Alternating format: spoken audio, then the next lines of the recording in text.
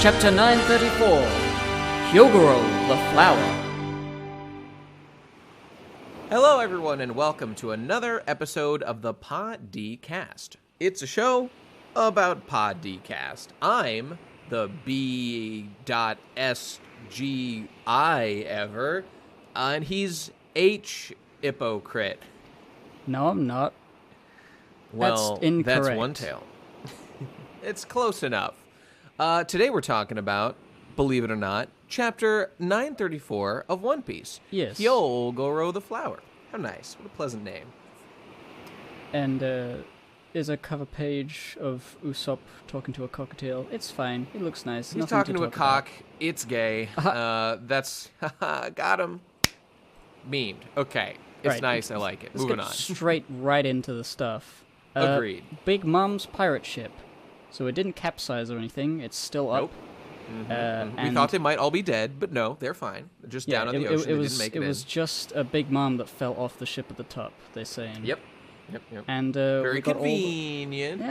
Yeah. Well, I mean, she is a big lady. She, you know. True. Bit. What's the word? If she loses her balance, topsy-turvy. not much can stop her from falling. That's true. That's certainly true.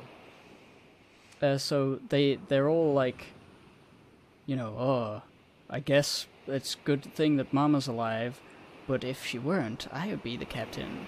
Like there's Prospero. Yeah. Prospero's being a bit of a like, haha, I could take over.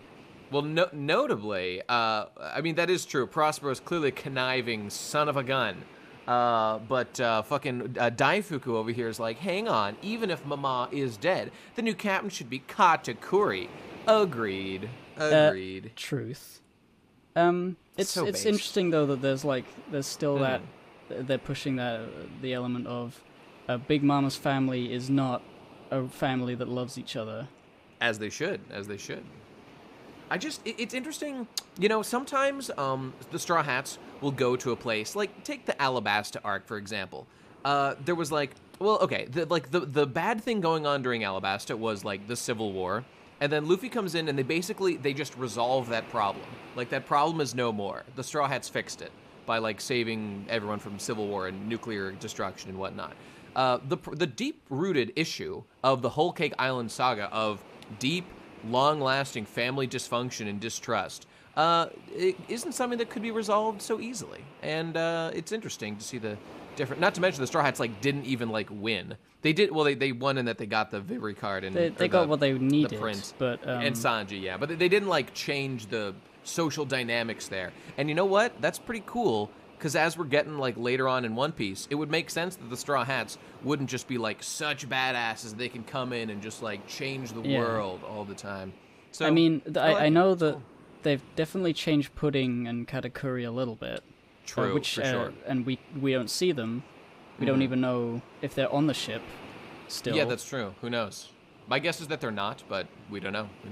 So I feel like eventually the Straw Hat Pirates' influence through Katakuri will change the Big Mom Pirates in some you know, overall way. Maybe even just because Big Mom's lost her memories and she's friends with them now. It's just going to change everything. You know, I was going to say, now that Big Mom is an active, relatively major player in this arc now, she might just, like, maybe now she'll get her, like, character arc will happen and she'll, like, change during this arc or something. I don't know. Yeah. That'd be pretty strange, but maybe. It would be pretty strange, but you know what? I think I hadn't considered this earlier when it was revealed that she had amnesia. But now that she's just, you know, being a nice, happy person, I feel like Big Mom's allieness is going to be, instead of, like, the Elbaf arc after this one, instead of that being about, like, Big Mom fighting the Straw Hat Pirates and all that to go, you know, they go into Elbaf and Usopp or something, it could be like Usopp is trying to, you know, to mend ties, and, like, Big Mom is not angry at the Straw Hat Pirates, and then, you know, Usopp could be the guy who solved this big problem. Yeah, because Big Mom's big gripe with the world, as set up in Whole Cake Island, is, like, it's a problem with the giants specifically. Like, she won't have people discussing giants, blah, blah, blah, all that stuff. So it would certainly make sense for her to be involved in that arc in some way. Which, yeah, I certainly expect it. Yeah, I feel like there's enough likability in the Big Mom Pirates crew for it to somewhat be redeemed.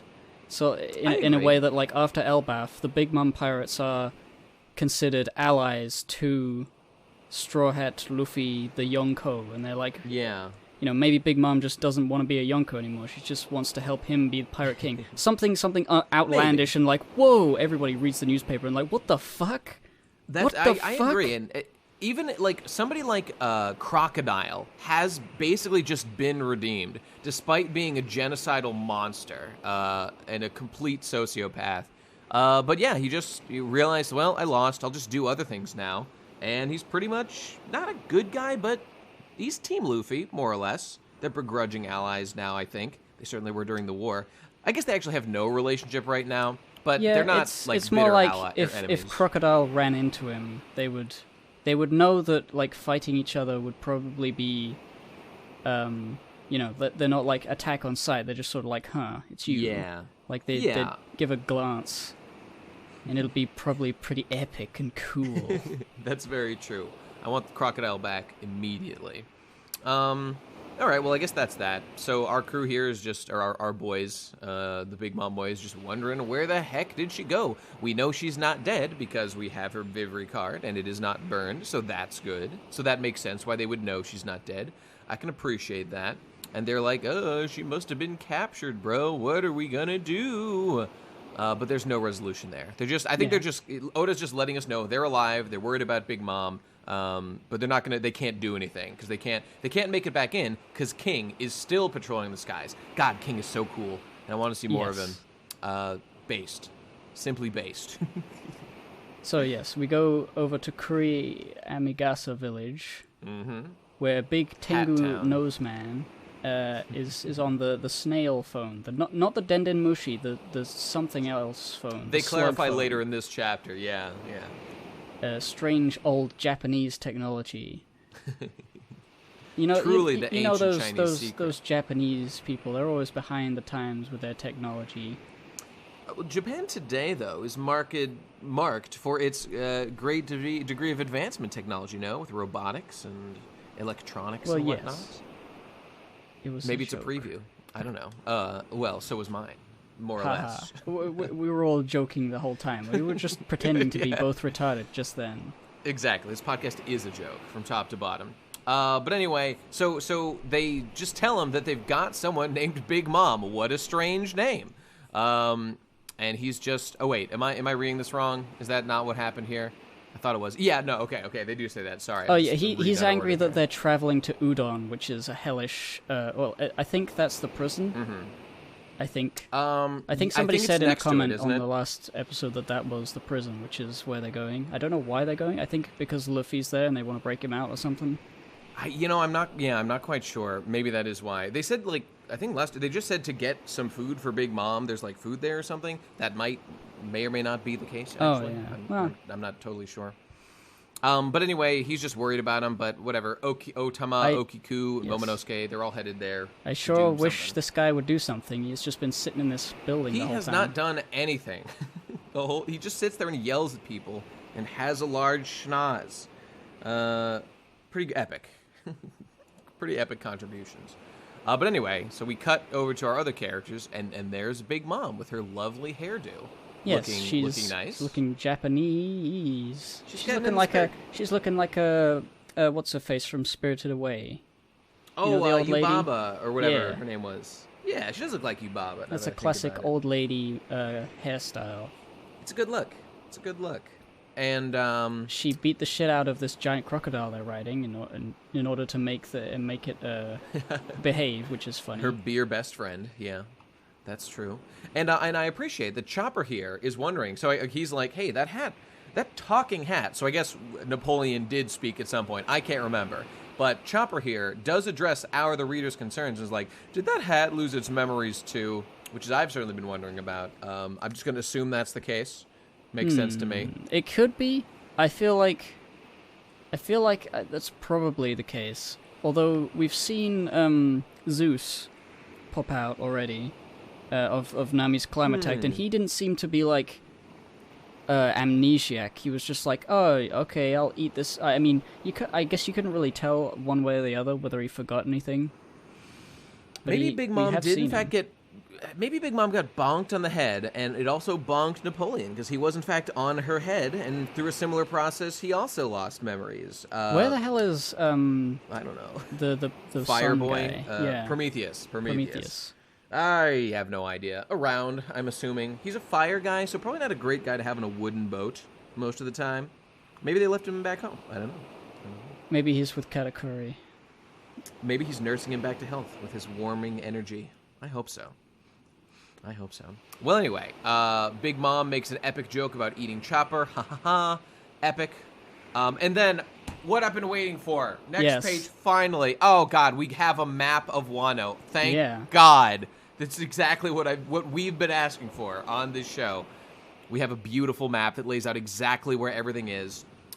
You've got 6 districts, people. Ringo, Hakumai, Flower Capital, Kibikuri, Udon. We see where the mine is. It's in Udon. We see Onigashima off the southern coast. Mount Fuji's there. Oh, it's beautiful. This is fantastic. It's just what I needed. Yes, I've been waiting for something like this. It does look like a bean shape, so that's also like a food. So everything's named after a food, and it looks like a bean. And yeah, that's true. And I like that Onigashima has a little Owo face. Yes. A little triple cat face, like cute skull. It's like the red Poneglyph is there, and he's like, ooh, what's this? This road Poneglyph. What could it be? That's what we're all wondering as well. What are the secrets hidden within? That is very adorable.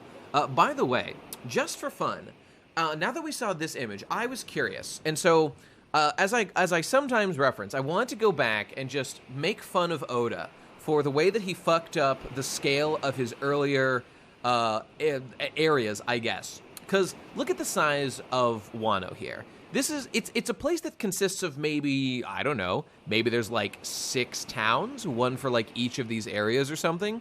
Do you think there's like way more than that, or I don't know, maybe there's like 10 towns in all of Wano? I don't think there's 10 towns. Right? I think there's 10 notable towns. I mean, I don't know. Well, all right. If I think of Alabasta, how many towns did they visit? That's exactly what I was hoping to talk about. Because in Alabasta, there's on the map that we were shown in the anime, there was a total of, I believe, 7 towns shown. I'm looking at the map right now, and there's like 7 places of note, some of which were already destroyed. Like Yuba was already a ghost town. And what I wanted to bring up was, just for fun, what do you think the population of Wano here is? Like, it can't be. Japan has a population of something like 140 million people currently today. And so obviously this place is definitely smaller than Japan, because Japan's a pretty good-sized place. And so I was just thinking about what that might be like. And so I pulled up the Alabasta map. Now, the Alabasta map is interesting. I'll link it to you in the chat here. Because it was shown as a square that does not actually show the edges of the actual island. So it's unclear if there was more space beyond what's shown in that image that like also is Alabasta. But there are also maps that like show it to be round around this edges, and these are in fact the only notable places in the whole place. So my point is, when Oda established this, like, this is the size of this island, this looks relatively close to what the size of Wano would be. Despite that fact, during the rebellion in Alabasta, a bunch of numbers were thrown out as to like how many rebels specifically were fighting with Koza and his rebellion boys against the king during that. And listen to these insane numbers, okay? I don't know how many like members of the armed forces America has right now, but in the rebellion, there were 300,000 of the rebellion soldiers. Just that number were the defected royal soldiers who worked for the king. They had 300,000 defected soldiers just from the king. And then beyond that, during the final battle, they had a force, Jesus Christ, closing in on Alubarna of, they said, almost 2 million soldiers. That includes that 300,000. That is about the entire population of Slovenia. I looked this up because I thought it would be funny to say, and it is funny to say. And those numbers are just so ridiculously huge. for like the number of rebels that I just wanted to make fun of Oda once again for just making it way too big. It was just way too big, dude. What, you wanted to make fun of how big Alabasta was? Yes, because I feel like if Oda had to go back, he would be like, okay, I made those numbers a little bit too big. It's a little bit crazy. Yeah, I mean, I guess that's the only thing. The numbers are a little bit too big. They don't match, like, the size of the island and, like, what we've seen later. So I just thought it would be funny to, I don't know, bring that. Now that we've got, like, a map and we can actually see, like, the size of Wano, Alabasta is, like, about the same size. But I feel like if things were consistent, Alabasta would have, like, way more people than Wano, which I don't know why it would be, because it's a fucking desert country, whereas Wano's pretty nice, you know, across most of it. So there you go, boom, roasted. We can move on to the rest of the chapter now. I'm going to slip this in here, because it's not really a good place to put it otherwise, but I reread the entire Dressrosa arc recently. Really? Oh, just because I hadn't read it in a while, and I was like, I hadn't reread it since I realized it was bad. Sure. I've determined that despite being very long, the first half of it is very good. Up all to the way what up point? to What constitutes the first half? Yeah. The first half is like the first 50 chapters, ending with God Usopp freeing all of the puppets from there. Sure. Yeah. The bit after that is a lot of fighting and a lot of flashbacks, and it's kind of, gets annoying. Yeah. But I felt like it was okay in certain ways. Like, the Law backstory is not actually terrible. It's just that it's not terrible, it's just very long. This is my main complaint. It's very long, but it comes after a backstory of Rebecca and Kairos. Yeah. Which is like far more emotionally gripping and relevant to the current happenings. I think the problem with Dressrosa is not what's in it. It's that there's too much of the stuff in it. If it was just like Law gets revenge on Don Flamingo, the arc, and we go to Don Flamingo's hideout, and there wasn't a princess involved, it would be much better. Or if it was just like save this kingdom from this terrible tyranny, and Law and Don Flamingo are not like part of it, then there's that.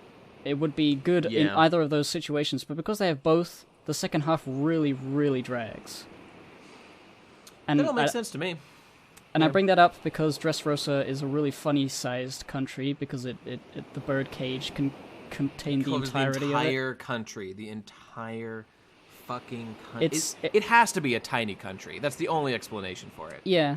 It's just that certain parts of it show it to be like there's a like really one city, quite right? massive. Yeah, it's a massive city, but there's like plateaus and areas where there's grass and forests and stuff, presumably farmland. It's just like and the fact that it's like got a really weird wobbly bulbous cliff around the outside that makes it look small, because no cliff would be that big if the contents were that, It's a one-piece sort of island where the geography, I don't even know what word to use.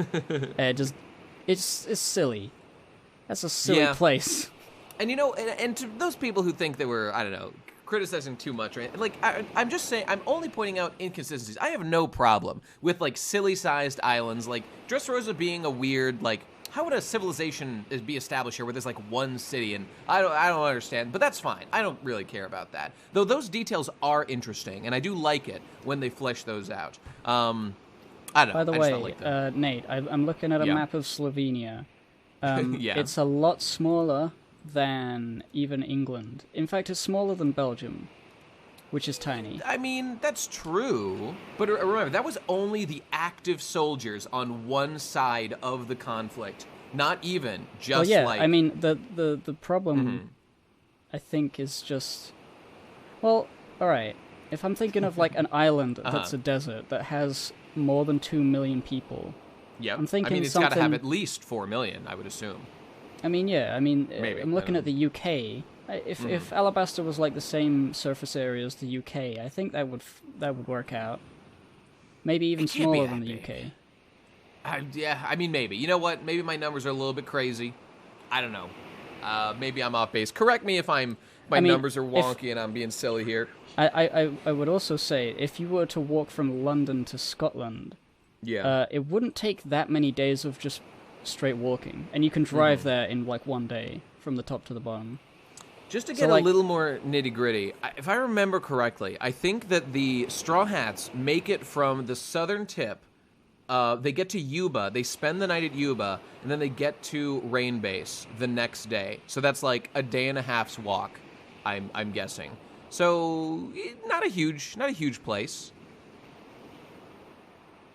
I don't know. I don't know. It was just a fun side tangent because I haven't thought about Alabasta in a while. Yes, That's agreed. good, and I like maps, and this is a good map. My real point here is I love this map, and I'm happy it's here. That's the main point. I'm delighted. I'm delighted with stuff like this. I like that there's Mount Fuji, but it's just really thin. It's super streamlined. I like that they didn't even go for like some bullshit like Mount Wano or some shit to like make it Fuji, but not straight up Mount Fuji. We took it from Japan. We put it in one piece. There it is. There was, I think it's like a pun because at the end they say Mount Fuji was spelled slightly differently, but it still says Mount Fuji. Oh fuck! I didn't read the show notes or whatever, and now I'm the fool. Haha. Well, you gotta read them. Okay. On Japanese books, they have them. They're very handy. I'm gonna fucking read it right now. God damn it! What does it say? It doesn't say anything. God damn it! No, okay, you know what? It is also interesting to note that although the mountain is called Mount Fuji, right. It is written differently in Japanese compared to the real life version. Okay, fair enough. So it's just a different spelling of it, but it's the same thing. They probably use like different kanji or something. I don't fucking know. Okay, well anyway, that's cool. Moving on past the map. They're just describing see where they're going. So they started off there, Bakura Town, Mount Atamayama and Manama. And they're going over to the prisoner mine where Luffy is. Yep. Ebisu Town is, I think, the place where Zoro went, and we don't know where he is now. Now that I have this map, I'm going to be paying attention to location names, because I just have been not even attempting to keep track of what place is what. I know Amigasa Town's like the shitty hat place, but beyond that, okay, now I'm going to reference this map and try to stay on top of where characters are. I don't even think it really matters that much, but... I mean, it'll matter more when certain things... I feel like there's enough groups for things to be happening simultaneously across the country. And then, like, a big explosion happens somewhere, and it's like, oh my god, Mount Fuji exploded. Somebody cut it in half. I wonder which samurai that was. Yeah, that's true. I think we'll see some of that. But speaking of Zoro being in Ebisu Town or whatever, next page we've got Otama being all like, oh, Momo, you're training real hard. Look at you swing that big old thick-ass sword of yours. And he's like, haha, I'm going to be a strong boy, haha. And he yells out, Snatch. Not referring to a woman's private area, presumably. But then... Oh, it is. It is. Because he gets a scolding. He does get a scolding. So Okiku here, this is interesting, is like, where'd you learn that, Momonosuke-san? And he says he learned it from watching Zoro fight, and that Zoro taught him it, saying that it's a way to strengthen your heart when courage falters. Okay, so, here, to finish it, and then Okiku's like, don't say that word again, because in the Kuri dialect of old in Wano, there was a yell like that, and I don't know, it's below your station, so don't be saying it, Momonosuke. There might be more to it or something, but that's what we know right now. All right. Yeah, let's get into it, because this is a relevant, important thing. Definitely think this lends credence to the idea that Zoro's teacher came from Wano. I was going to say, to those who want to be like, oh my god, Zoro's from Wano, let's not forget, Zoro learned swordplay from Mr. Japan Swordman. Mr. Japan Swordman, I mean, it's in the name. It's in the name, there it is. So like, could this theoretically have, like, we actually do not know Zoro's backstory. Is it still possible this is like a Zoro piece of information proving that he is from Wano? Possibly. No, more likely, though. I think, more likely it's the sensei. I think it would be stupid for Zoro to be from Wano, because he had never been to the Grand Line before, and Wano was in the Grand Line. Well, like his family line, like something like that would be. I mean, family line is more possible, but also I wouldn't like it. I like the fact that he's. Fine. Like, why? Let me just ask, like, all right. Why the reason Zoro... I don't like that is because. Okay.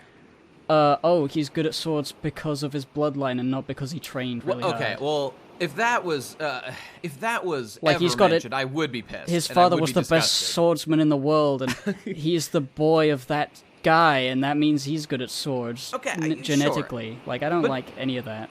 I would absolutely despise that too, if that was, like, implied in any way. But, like, the question has always been there. It has never been addressed. Why exactly was Zoro so interested in learning the way of the sword? There has never been an answer to that, other than I think he wants to be strong. But, like, why swords? You know, why this particular dojo? None of that has ever come up. So, I think that Wano's certainly the time to maybe bring up why Zoro was interested in learning the sword.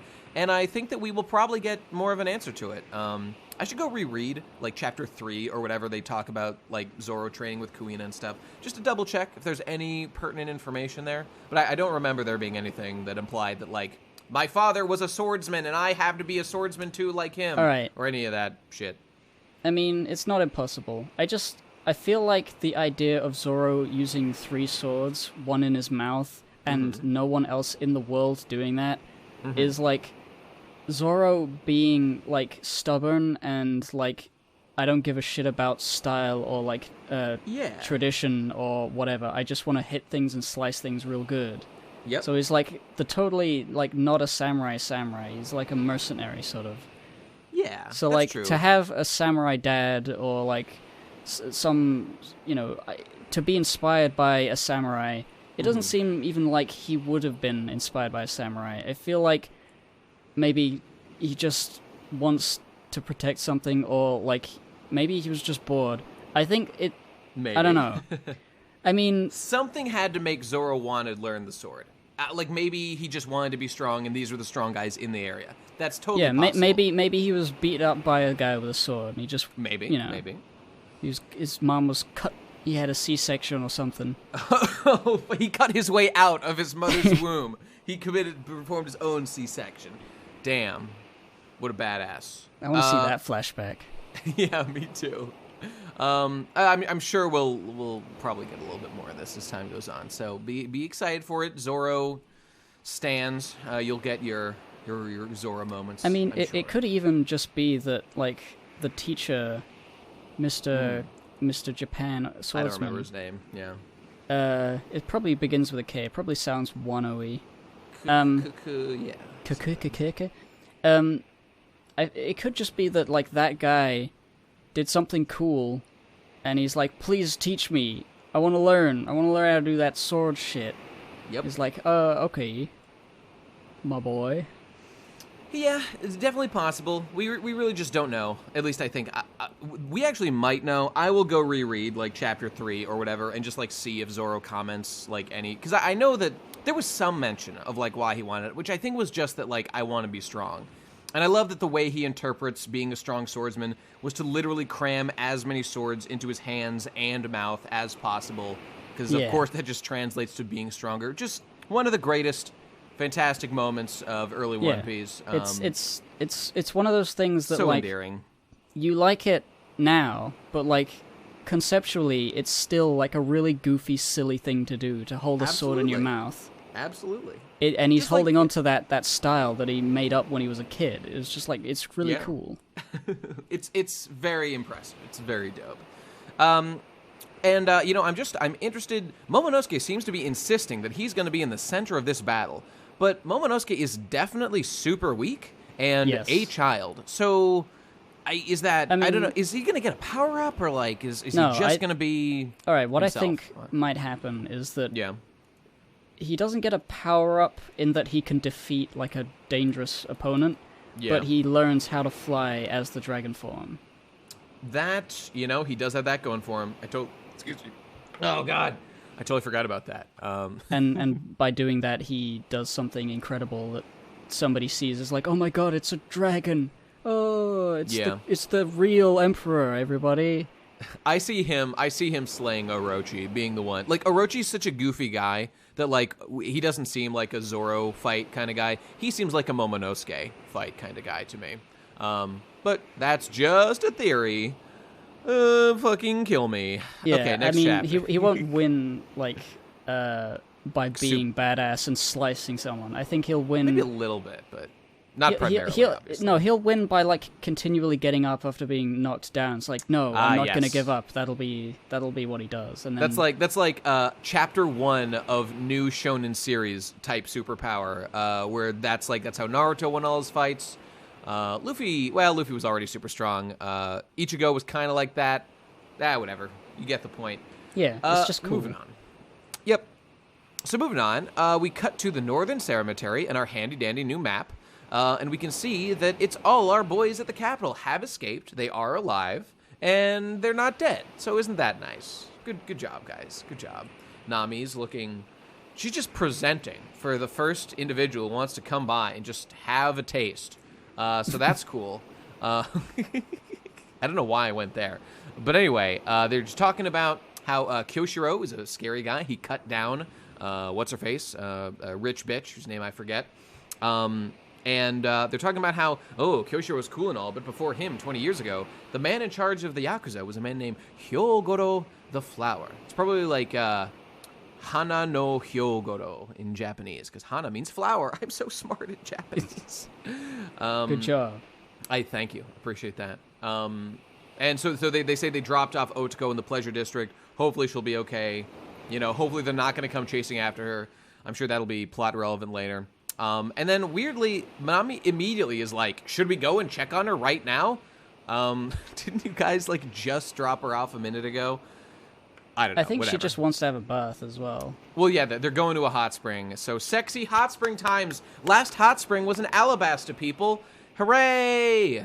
I'm excited. It feels a little bit, lax to just go to a hot spring and just hang out. But that's the Straw Hat way, baby. That's what they do. I guess they don't it give is. a shit. I guess it is, but even plus they got a week to kill. Nobody's saying until that's the a plan. bad. We'll have to disguise ourselves. Yeah. Plus they're currently wanted for invading the fucking main temple, for espionage, for being ninjas and enemy combatants and all that shit. So is it a terrible move? Yes, obviously. But naked ladies, bro. Yeah. I can't wait to see fun. Shinobi. Oh. You know what? Oda, okay, look at her. She's wearing this big, weird suit, right? Oda might be setting us up for a bait and switch where she's actually hot under there. Like Sandersonia hot with her huge head, but is still very sexual. Maybe. Probably not, but maybe. You can sort of see that she has a stomach as well. That's armor. That's simply armor, my dude. That's just ninja cladding.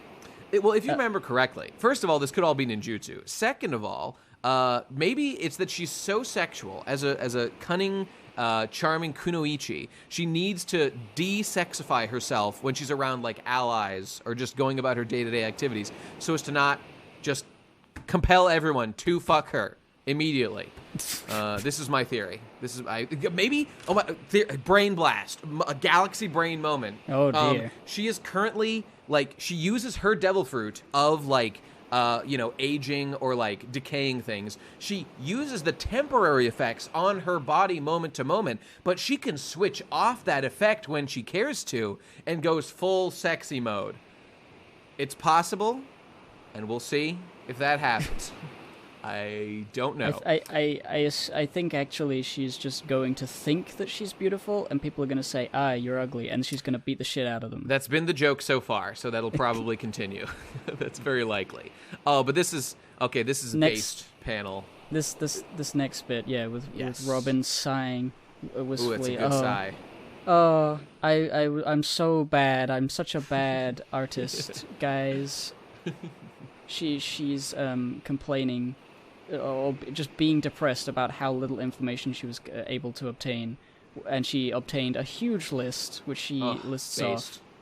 This makes me very happy, because I was legitimately kind of disappointed that Robin, who is supposed to be a masterful assassin and infiltrator and stealthy person, just was caught so easily. But no, we actually just saw the very end where she got caught, but she did all this shit ahead of time and escaped. Hell yeah. It's good that she got to do this. It was a little ungood that it was mostly off screen. That's true. That's true. But I do like this aspect. So if it was for a joke and I like it, I can forgive a lot, and I forgive that. Well, yeah. I mean, Robin is not really the center of comedy. Like it took a very long time for her to get comedy moments. That's true. And so far it's liking like really shit drawings. Although and thinking they're cute, true. and then also being depressed cute shit. And being depressed about not being able to do enough, even though she's really good at what she does. Yeah, the joke is that she's so competent that it's silly that she would be disappointed with this. But like the first moment I remember a real Robin joke. It's not even that she was being humorous, but that's the kind of joke that Robin lends herself to generally, which is when Usopp did his legendary interview of Robin when she's asked to join the crew or whatever. And Usopp asked, "So, what's your specialty?" And she just stone-faced with that like beautiful legendary panel leaning on her arm, just says assassination. And Usopp falls back screaming about how scary she was. Oh yeah, I guess also the saying scary shit. I mean, she's the straight man. She's the scary straight face. Man. Yeah. It feels annoying though that Law has kind of taken over that joke status, that joke slot, where he says like edgy shit with a straight face, and he's like, "Why are you saying all that edgy shit, Law?" I mean, edgy. He is an edgy boy. He's relevant to the plot. Unfortunately for me, I wish he would just go away. I don't dislike Law. It's just that I like when Robin did that. I mean, if I could choose she doesn't between do that really. The degree of how much I care. Not that it's not a matter of liking or disliking, but like, who would I rather see on screen at any time? Law or like a member of the actual Straw Hats, except maybe Chopper, because Chopper is boring now. I would much rather have a Robin moment pretty much any time, because he's not in the fucking crew. Now I know Law wins like every popularity poll. He like literally wins them all. I think except for Luffy. They love the fucking Fujoshis. Love like Ace and Law. They're like their favorite fucking boy, and it peeves me off. But whatever, you know. I mean, Ace was cool. Ace was never. I'm gonna say it, Ace was never that cool. I'm just throwing that out there. Ace lost every fight he had, except against literal fodder, where he did a big fire blast one time, and that was cool. And I liked it actually. As with many characters, Ace's best moment was in his cover arc, when he was chasing down Blackbeard and got into shenanigans and was a silly, funny boy who I just liked. And that was like the most real Ace ever was in the series. He got to do real adventure-y stuff that like I like about the actual One Piece main characters do relatively frequently. But like, I don't know, what has Ace really done in the series? He showed up once, he hung out with our boys in Alabasta. Well, it's not about necessarily what he's done. I'm talking about like his character. Like when he showed up in Alabasta, the interactions he had with Luffy and with the others, and how, and the moments where they were like, man, is he really Luffy's brother? He's so much, more competent and nice and generous and clean than him. And it's like, haha, it was just nice. I like Ace. I mean, I'm not trying to say it was a bad character or anything. It was good. It's just, I think most people would agree that, like, I understand why he wins the polls. It's because he's hot and they want to fuck. Same, TBH. Ooh, those freckles. Anyway, Ace is fine. Rest in peace, dead boy. Moving on. She was not able to find. Okay, right. Robin found out that they have a Poneglyph in the Flower Capital, but it's not the red Poneglyph, so that is most likely going to be on Onigashima. So now we have a goal. We've got a goal in mind for Wano. We've got a goal and a probable end game location. Indeed. Now, it is unfortunate that they were straight up not able to get the rubbing of this Poneglyph. So far in the series, every Poneglyph that the Straw Hats have encountered, they have read. Like Robin's been able to see it and read it. All the canonical ones anyway. Since their first one they found on I think Skypiea when Robin was with them. Oh no, sorry, Alabasta was obviously the first one. So we've had access to all that information. I'm just saying that okay, now that we've accepted that the red Poneglyphs, the road Poneglyphs, those are the ones that really matter. And now that we know that other Poneglyphs are lesser in importance and whatnot, it's just unfortunate that it's being treated like it doesn't really matter that they missed this Poneglyph. Maybe they will come back later after the arc ends and Robin will read it, because let's not forget, Robin is trying to read all the fucking Poneglyphs to uncover world history and shit. she's trying to find the Rio poneglyphs, which are the ones that house the information of the hidden century. Right, a lot of the poneglyphs have nothing of value in them. Yeah, but we don't know if this one is or isn't, right? I mean, Robin yeah, that's the thing. I think Wano, like, at the end, I think it's going to be a peaceful nation that is allied with Luffy. Yeah, probably. Or like an alliance of or like the country's going to be open or something. There's going to be time for Robin to go to the capital. Yeah, okay. As long as we come back to it, I'll be happy. As long as we don't leave Wano without going back. If they have to, like, run away again to the next island, it would be a bit like, yeah, you just did that. You just did that in Whole Cake. Why are you running also? No, I mean, that fair. I mean, to be fair, they did that from Alabasta. They did that from Dressrosa. Yeah, I guess they have been running from island to island since Dressrosa. That's what they do. Yep. Well, I mean, like running before, like, they could say goodbye or even like have a rest. Okay, I see what you mean. I see what you mean. Like Whole Cake, it was a scramble to get out of there. I'm just saying, I'm not forgetting this, Oda. Every single poneglyph is important, so we can't just skip it. So I'll be checking in on you, my dude. So don't fucking forget. I mean, definitely. I don't think I you feel like because Wano is such an ancient closed-off country that the one in the capital is probably a Rio poneglyph, and that's going to be like a big thing. And then Robin's going to read it, and she's gonna have big eyes, and she's going to go like, oh, whoa, what's this? As she reads it. I very much agree. I very much agree that that's likely to be the case. Not to mention, just a reminder, this is where the poneglyphs literally came from. They were made here, in fact, by the Kozuki clan that Momonosuke is a member of. So yes, there's definitely going to be something with that. So, you know what? My fears, I'm not even that worried about it. But anyway, so everyone's freaking out because Komurasaki's fucking dead, and they're pretty upset about it. That's not cool. They're freaking out in the capital. In Ebisu Town, we've got Sanji weeping about her being dead because she's hot. That's bawling unfortunate. His eyes out. Bawling his eyes out. And then fucking Law doesn't give a swag. That's, you know what? Law here says, like, looks like they'll be having the funeral tomorrow. And then Sanji responds as if that was like a uncouth thing to say. But that seems like a pretty reasonable thing to say, to my eyes. Like, that wasn't gauche or wasn't, like, diminishing her death or anything. I guess he just isn't crying about it, so that rubs Sanji the wrong way, that he's not more upset or whatever. Yeah. I mean, Sanji's obviously, like, distraught. Yeah. She's hot. Also, isn't it weird that Law's been hanging out more with the Straw Hat crew than, like, his own crew for the last... I guess, you know what? It's only been a day or two, I guess. I guess a couple days. It's only been a day or two, but also, I mean... It's just that those characters, like, don't matter, and we don't care about them, so Law just doesn't... It's kind of a shame that Law's crew just doesn't exist. Yeah, they because like it feels like he isn't really a captain of a pirate crew. He's just a character that wanders around. That really does feel to be the case. I mean, look at our, like, got Sanji, Franky, and Usopp. They're, like, working hand in hand with this former Shichibukai, fucking, like, super powerful, important guy, as if our characters here, like, really matter, which they fucking do, and they're very competent and super important. Law's guys are just, they're not doing anything. And it just, you can just feel the disparity. I know these are our main characters, but still nonetheless, it's just, like, I don't know. Look at Big Mom's fucking crew, and I'm aware that there's a big difference. Like, Whole Cake Island was all about her crew. This arc is not about Law's crew. But seriously, what do you got in Law's crew? You got Beppo, literal meme character, some ties to the Mink tribe, but nothing has come of that so far, or very little. Last arc. He's got those two, like, Penguin faceless... and the other guy. Yeah. I mean, they've never done anything ever. They've never accomplished any task. I mean, well, we have seen. I think we did see them like sneaking around, handing out the leaflets a few chapters ago. You think so? Okay, that's possible. I think we did see them like doing that, and maybe Beppo as well, with a basket over his head.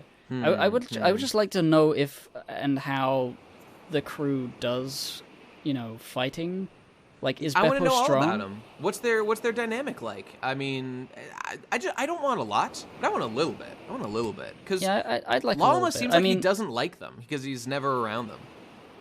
I don't think it seems like he doesn't like them. It's just I don't know what they like what their relationship with him is. Yeah.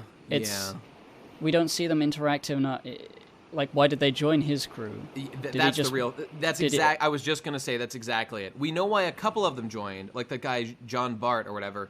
I mean, we don't know. Why did Beppo join? Beppo's an interesting character. Tell me about him. He's a mink? He fucking left? How did he end up with Law? I want to know. That's interesting. And you could answer that in one panel. That could be answered. And I wouldn't, whatever. Feel it's not really a big ask, but it is like a tangent. I know Oda's to a busy happening. man. Yeah, there's a lot to fucking... There's a lot happening, so... minor complaints. What can you do? Yep. And so here's the snail thing. Oh, yes, yeah, the explanation. I don't know what the I don't get it. I mean, it's just a Dendenmushi in a tube.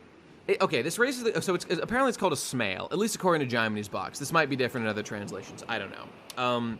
So I guess Wano does not natively. Obviously, Wano doesn't trade with the outside world.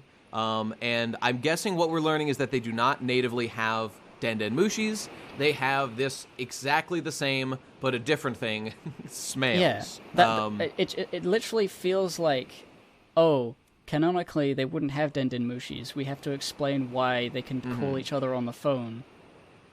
It's just like, maybe you could have made it so that they didn't have phones or they had to do something else. I don't know. It feels like kind of a waste of a panel right there. I know what you mean. I'm actually more forgiving of this one. Again, these are small complaints, people. We're not fucking tearing this thing apart. But like, if we're talking about this anyway, like, Oda could have just straight up used Dendenmushis and just not worried about it, and like, it wouldn't have even been a problem for the continuity, because then we would just assume that they just grow in Wano, which I think would be, not a problem. Lots of things grow all over the world. Fucking transponder snails could be one of them. Unless there's some lore that they come from some particular place that I'm missing. I feel like, they're definitely engineered, because you can take the phone part off of a transponder snail and set it free. I think I remember that somewhere. That's true. Like that, because that time Sanji crushed one, and Oda had to come up with an excuse. Oh yeah, that happened in Dressrosa, where the Tontada, they got Usopp and Robin's transponder snails, and they set the snails free. Right. So they're definitely engineered and created somewhere by, a big corporate man. Mm-hmm. And he sells them tradeways all over the place, and they wouldn't have them in Wano, so... I get it, I just... It's like, I don't know. Care. Like, it's funny that, like, Oda's handled it this way. It's just the exact same thing, but, like, it's just a different animal. Like, that's obviously super silly and ridiculous, but...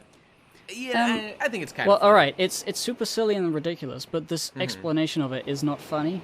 It could have been a joke. It could have been a funny joke. That is true, I suppose. The fact that it's not even addressed, that it is just the exact same thing, yeah, I suppose that was an opportunity. We got a wink, wink, nudge, nudge. Then again, One Piece doesn't do a lot of wink, wink, nudge, nudge at the audience sort of stuff. But, sometimes it does. I don't know, whatever. Everybody, you understand what's going on, people.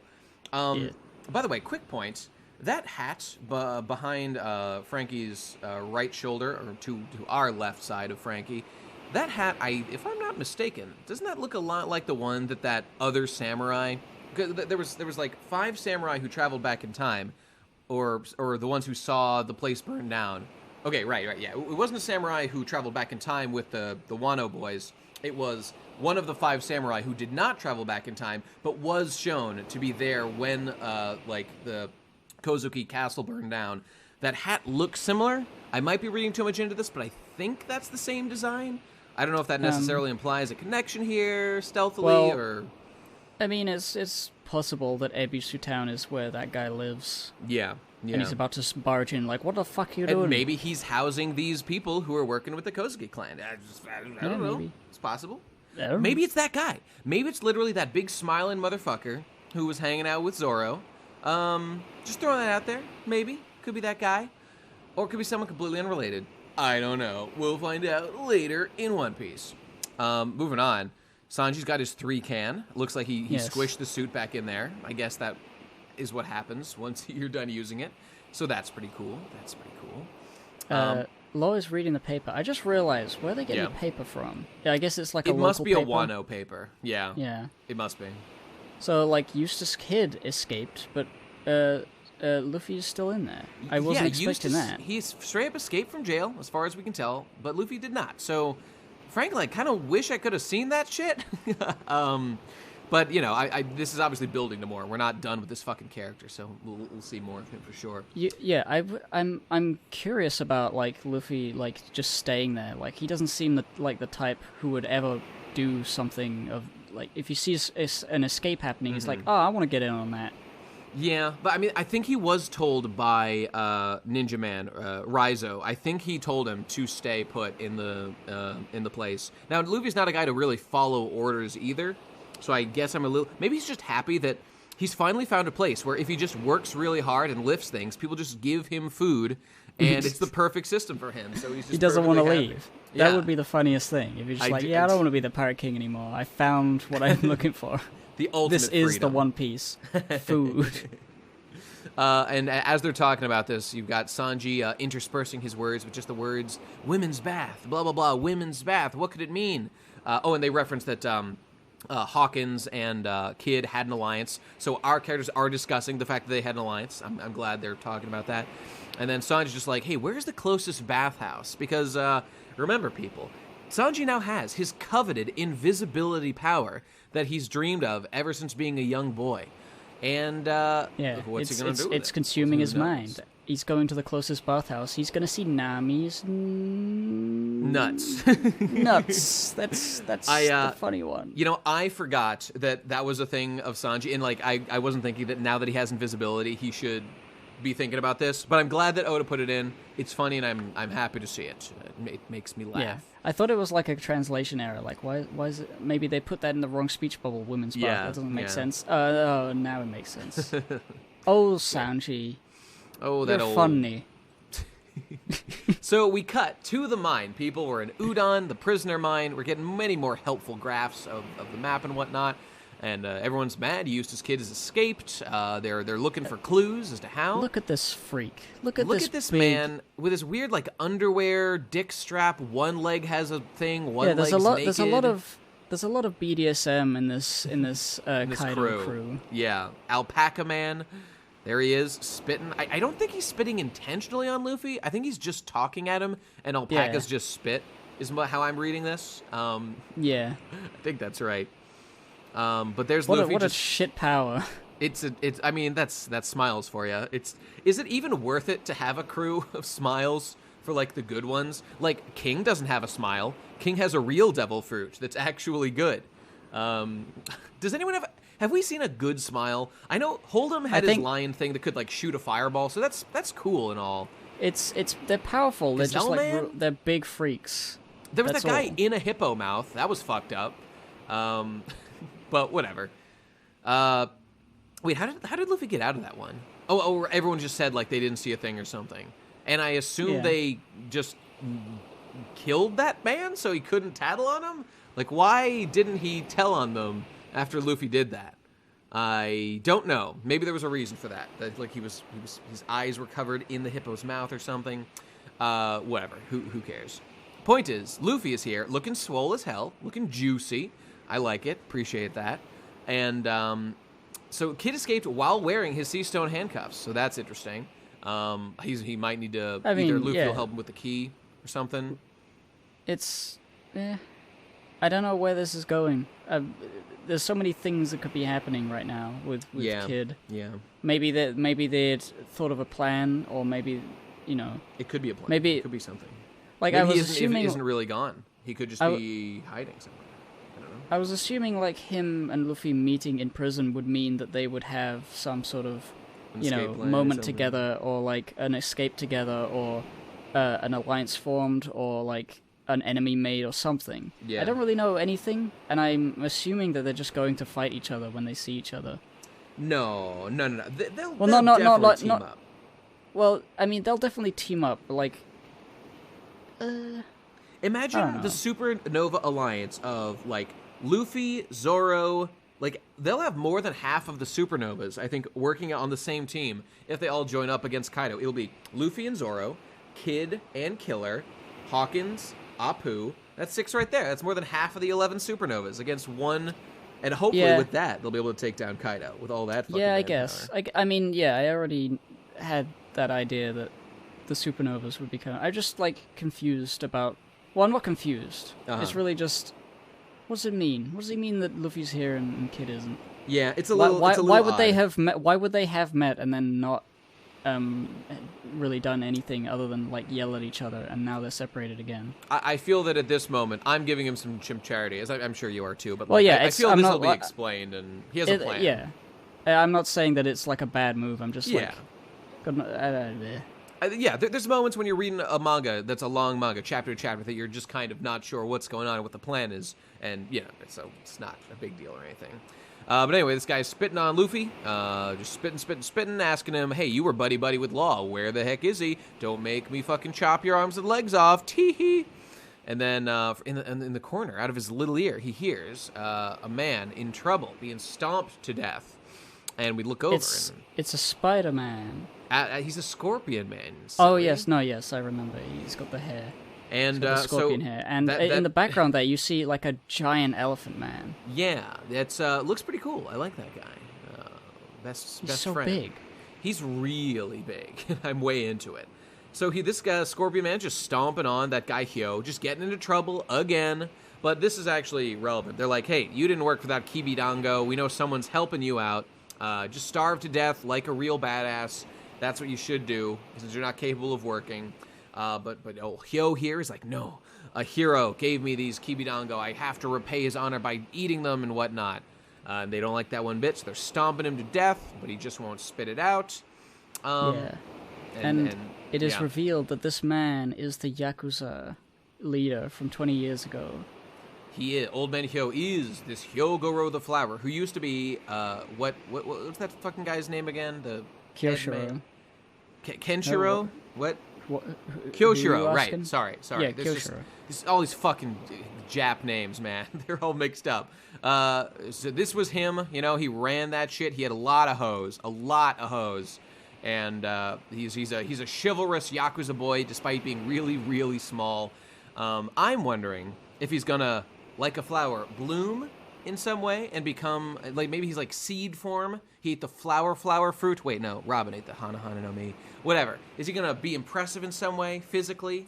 Or is he just gonna... I think he's just here to be like the guy who will make Kyoshiro be an ally. Yeah. Oh, you know what? That's not to talk true. about it cynically. I mean, I like that that's probably what's going to happen. Yeah, no, it's perfectly fair. This guy could be maybe his uncle or dad or something. Oh, definitely true. And you know what I wanted to say about this? So, I didn't even think that this old man would necessarily be important, which I should have, just knowing how, writing like this generally works. But I wanted to say that things like this quote-unquote power that Luffy has of, like, making allies... just like people like they talk about that during like the War of the Best or whatever, where Luffy just has a magical ability. His strongest ability is to make enemies into allies or stuff like that, which is true. That's every shonen. It's every shonen main character. Absolutely true. It's just like seeing it play out like in a real way, like over several chapters, is like Luffy sees a guy who's in pain and suffering. It's not right, so Luffy sticks up for him and he helps him out. And like that's Luffy's. And right now we're learning that this guy like is a big deal and he actually matters. That's Luffy's like good virtue coming back and like being reciprocated. And obviously this guy's going to be more important. There's going to be some benefit to Luffy like helping him out. And like sure, we don't see Luffy like helping just random other prisoners who don't have any kind of larger power who will be able to help Luffy. But that's because we only got so many fucking chapters to worry about here. So we gotta get to the things that actually matter. So I like seeing in a believable way, like Luffy's a good guy, he generates good karma, he helps people, and then the world like reciprocates. I feel like this is like a good moral being presented in a way that makes sense to me, and I appreciate. Yes. Yeah. Yes. Not just the bullshit like, oh, he's got a magic friendship power kind of, stupid bullshit. It's never really that it's magic, obviously. It's just that if you're a good guy and you're strong and you fight for what's right, then people are naturally drawn to people like that. And it's just like cool and advantageous to be friends with that person. Yeah, and so for the it's most just part. sort of it ends up being that it seems like, if you win all the fights because you're the main character, you're going to have a lot of friends. That's true. Or I mean, not a time where he even won a fight, but like that time when Luffy They just made friends with Mr. 2 Bon Clay, like before they even were fighting the Baroque Works. And then when he meets him a million years later in Impel Down, he's like, oh my god, it's Luffy, like this total bro of mine. Let me like put my life on the line and help him. And Luffy only survived because he had like made those friends ahead of time, and Bon Clay saved him. So paying it forward and getting results and getting rewards for it. God, I really love that. I love that so much. Yeah. The idea that you defeat a villain, but he's like, a worthy villain, a good guy at heart, but like you had to fight him. And then you go to the prison, and he becomes like a really valuable ally in that prison. Yeah. Just because... It's dope. Oh. God, Impel Down's great. Crocodile really as well. Obviously, Bon Clay was like the highlight. Yeah, Bon Clay was the highlight. I don't know... Crocodile just sort of made some walls. But Crocodile just like helped him, and him, Jinbei, and Luffy were like the strong guys fighting their way out. Nothing special. I mean, about that. Mr. 3 was like also like really important there. That's true. Yep, he certainly was. Without him, they probably would have died to fucking Magellan. Yeah, it was dope. Yeah, as the hell. more I'm thinking about it, I like Impel Down. I think it's like my second favorite arc. What's number one? CP or Water 7 or whatever. Water 7, Enies Lobby. Yeah. I'm with you, dude. By the way, that just reminds me of how cool it is. Speaking of like Sanji and invisibility and stuff, Oda did this thing from the very start where like Sanji kind of like was invisible at important times, and that's like been a running gag with the character up to, I mean, even now with him getting the invisibility power. But like when they first met Bon Clay, Sanji just like was inside, either like cooking or like doing some cleaning or like sleeping or something. And Bon Clay met everybody else in the crew, but not Sanji. And so Sanji, when he shows up later, he's like Mr. Prince, he's in disguise, and he's the one who actually fights Bon Clay. So I don't even know if Bon Clay even knew that Sanji was an ally of Luffy and the gang. And then later on in Water 7, Sanji does like stealth mission stuff. We find out in Thriller Bark that he had these dreams of being an invisible man. I just think that's cool, the way Oda's always like themed Sanji in that way, and it's because he wants to be an invisible man. I don't know when that was planned necessarily, but it's just cool. He's a stealthy boy. But anyway, that being said, Luffy is running over to go punch this bully. Grandpa's gonna get scorped. Yep. And Luffy jumps and starts to beat the shit out of him at the risk of his own life, and Grandpa's crying like, "No, boy, don't do it. He's a good boy. Let me die instead. You're gonna get hurt, and that's gonna suck." But he does it anyway because he's Luffy. That's what he does. And Queen is arriving at the prison. Queen, you say? I don't know what he's gonna do. He's gonna go. Get it? The band reference. Yeah. Complete. Oh, yeah. Okay, yeah, moving yeah, on. Yeah. Queen's cool. His name is Queen the Plague, incidentally. Is he gonna fart? Is he gonna shoot poison gas out of his anus and ureth? Let's find out.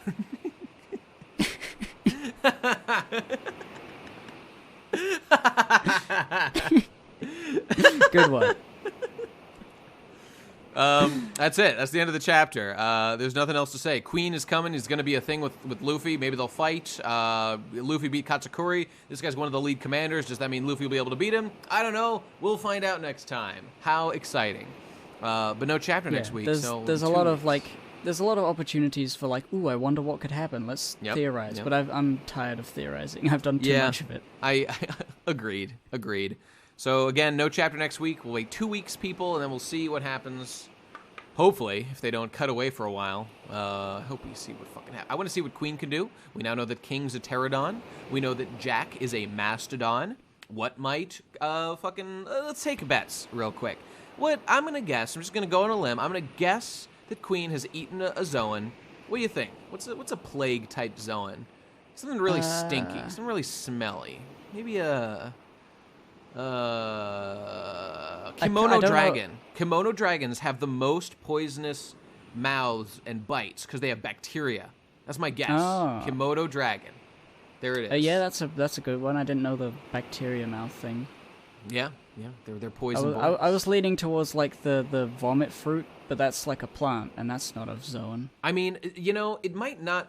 There's got to be someone in this crew who's not his own, right? Like, someone, you'd think?